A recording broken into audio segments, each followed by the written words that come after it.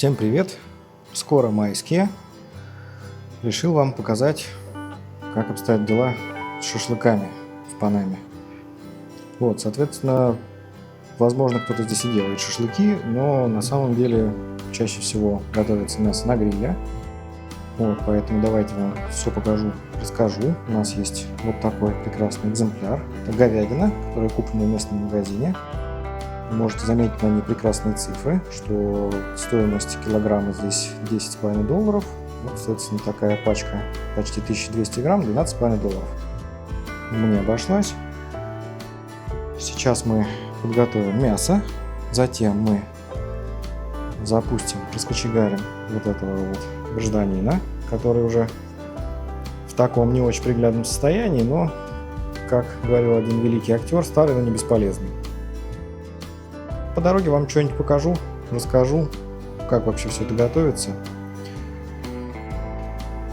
Что, поехали? Начнем с мяса.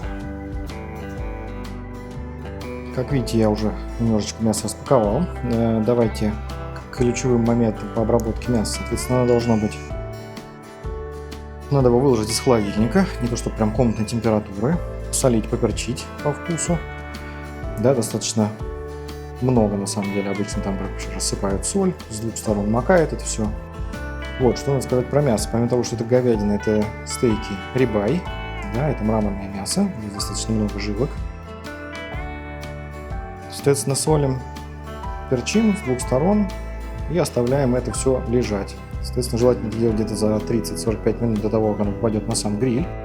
Вот, поэтому мы сейчас это все провернем. И пока гриль будем разогревать, как раз время подойдет. Обычно получается просто прекрасно. В этот раз достаточно толстые куски, поэтому, наверное, придется чуть дольше готовить, но на вкус это сильно не повлияет. Все, с мясом мы закончили, посолили, поперчили. Теперь все это отставляем. Это занесу все-таки в дом, потому что при панамской уличной температуре она начнет медленно готовиться, нам это не надо. Соответственно, у нас тут плюс 35. Вот. И переходим к грилю. Так, вот, соответственно, мы переместились к грилю, да?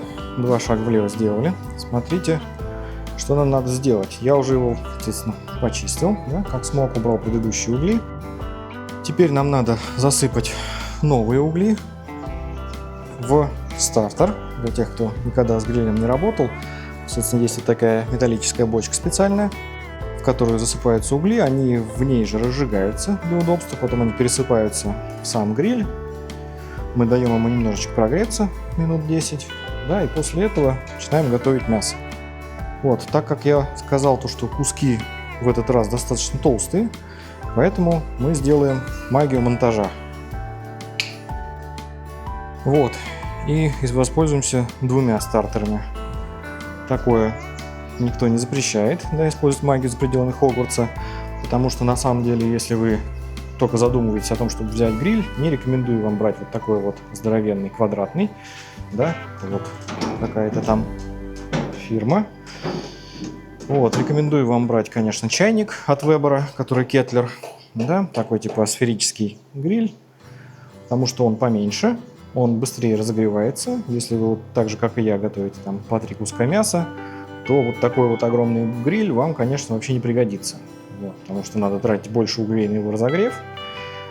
И, соответственно, обидно достаточно, что они пропадают, когда ты делаешь всего 3 куска мяса. То есть на компанию прекрасно, на семью вообще нет, надо брать помельче. Ну и, как можете заметить, тут брали такой типа с вот этими вот с регулируемой высотой.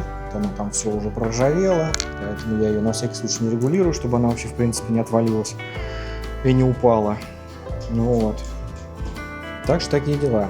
Ну что, давайте сейчас я засыплю гриль, подожгу. Единственное, перед тем как, что, наверное, покажу и скажу, что есть вот такие, да, таблетки для розжига. Это спрессованная стружка. Вот, прекрасно работает. Можно использовать ее, да, подкладывается под стартер, и все это разжигается. Либо можно использовать вот такую немножко химозную историю, да, такие вот, чтобы вам не соврать. Ну, тоже разжигательные таблетки. Вот, выпускает их Weber. И тоже прекрасно работают. Здесь нарисовано, как всегда, по правилам маркетинга 2. Но и одной вполне достаточно. Одна тоже вам сможет разжечь целый вот этот стартер. Вот. Поэтому здесь на ваше усмотрение, какие в магазине есть, такие можете использовать. Я говорю, использовал те и те, все прекрасно работает. Вот так выглядит это чудо. Да, смотрите, я высыпал сюда уголь.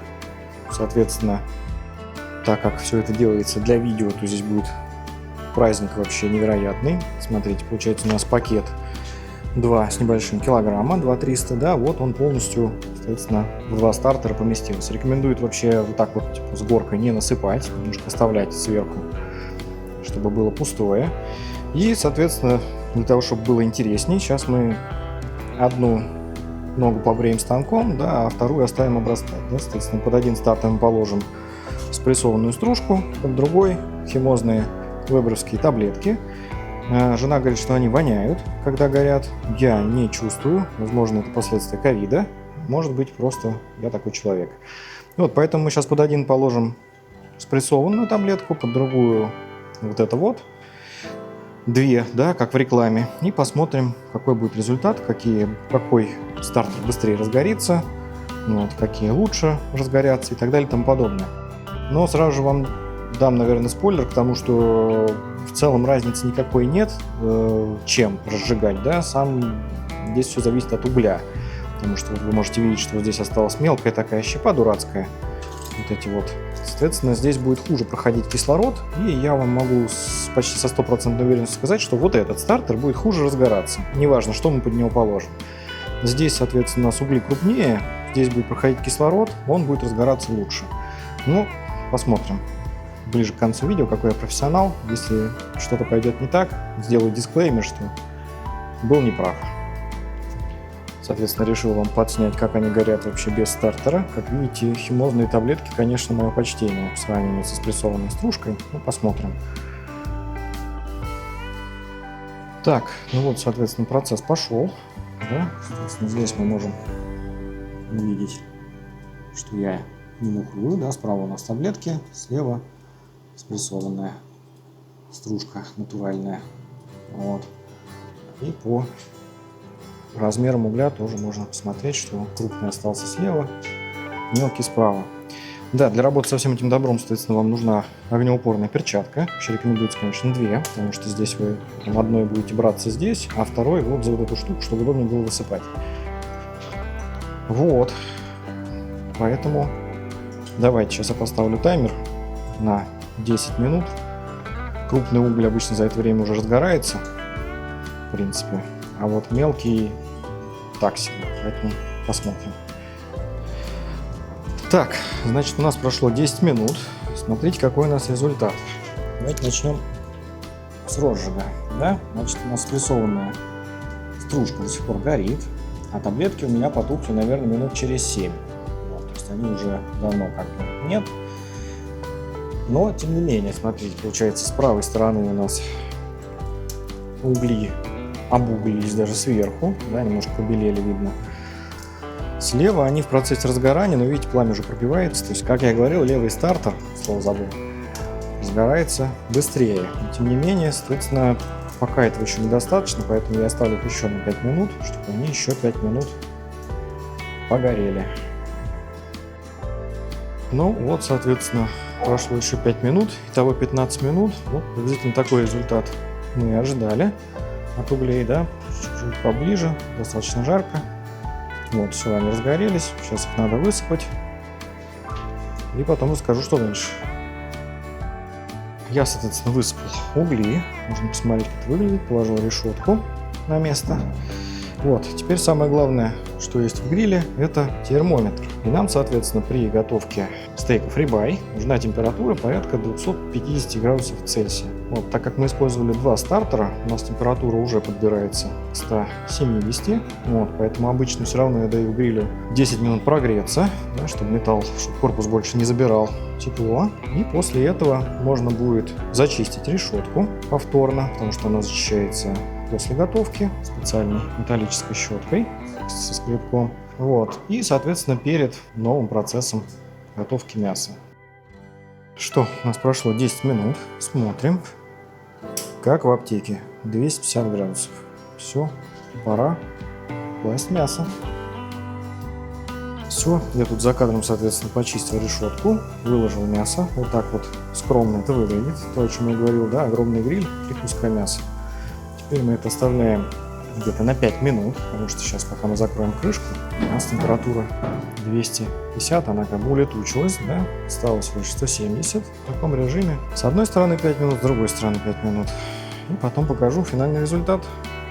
Так, ну что ж, 10 минут прошло. Можно заметить белый дым, который идет по периметру гриля. Это значит, что все хорошо. Да? Если дым черный, значит, что все плохо. Температура у нас немножечко поднялась, да, где-то 215 градусов. И, в принципе, 5 минут с одной стороны, 5 минут с другой. Вот такой получаем мы замечательный результат. Все это надо переложить. Оп. Вот так это прекрасно выглядит.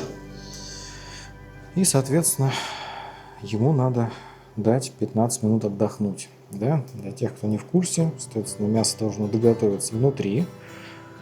Вот, потому что оно вот здесь на 200 градусах полежало. Да? Соответственно, чтобы оно внутри было не сырое, потому что стейки достаточно толстые. Вот. И, скажем так, еще через 15 минут я разрежу, покажу, что у нас получилось внутри при вот такой готовке. Потому что, как вы знаете, есть там разные степени прожарки, да? От сырого до well done, когда это уже превращается в подошву, да, она полностью приготовленная и не очень съедобная. Вот. Я стараюсь сделать не well done, да, что-то между medium и well done. Ну, покажу сейчас. Так, ну что, у нас прошло еще 15 минут, мясо отдохнуло, вот что получилось. Выглядит аппетитно. Сейчас давайте я покажу, соответственно, у нас внутри. Да, используем маленький монтажа.